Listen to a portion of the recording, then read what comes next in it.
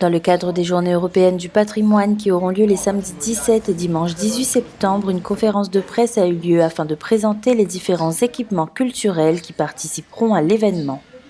Le département, acteur majeur de la protection et de la mise en valeur du patrimoine, mettra à disposition du public 8 de ces équipements culturels. Le département est un acteur majeur de la protection, de la mise en valeur du patrimoine, ne serait-ce parce qu'il est propriétaire d'une grande partie de ces équipements et de ces sites de première importance. Ne pas oublier que le département, depuis la mise en place de ces journées européennes du patrimoine, est présent aux côtés des institutions et acteurs culturels pour participer à ces événements. Ces journées européennes sont entièrement gratuites et c'est l'occasion pour le public de venir s'approprier son patrimoine, de le découvrir. C'est entièrement gratuit, profitez-en, venez visiter, venez voir, venez découvrir ou venez redécouvrir pour ceux qui le connaissent tous ces sites absolument extraordinaires.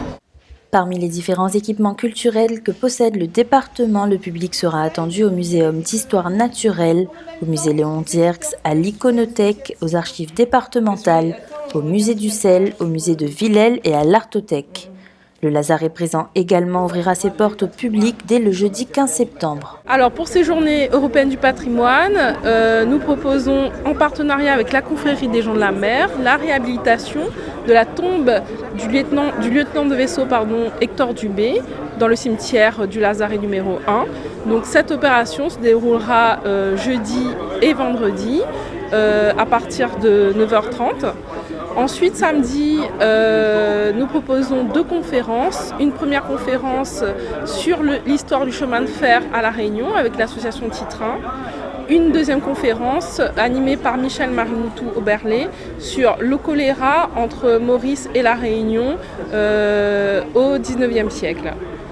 Nous avons également 2 autres partenariats, donc un partenariat avec le projet Live Plus Forêt Sèche, donc qui proposera de sensibiliser le public aux espèces endémiques de la Grande Chaloupe avec des ateliers de rempotage, et un partenariat avec le foyer médicalisé de Saint-Benoît et qui proposera une exposition de photographie et de peinture sur le Lazaret.